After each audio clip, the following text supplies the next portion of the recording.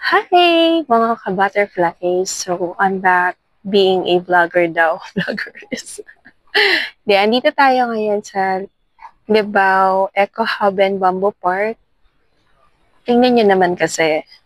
Kita ba? Hmm. Yan.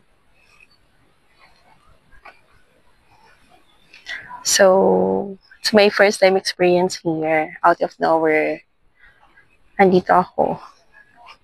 And actually, I love this place na. Kasi, like the Eco Park in San Pedro, relaxing siya. And with this wind, there's a bodies of water din talaga siya.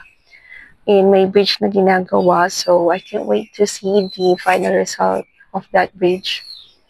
So, yan. If you want to enjoy a relaxing and peaceful view, yung gusto mo talagang mawala yung stress mo, mag-unwind ka, dito yon. Great place. Thank you. Bye muna.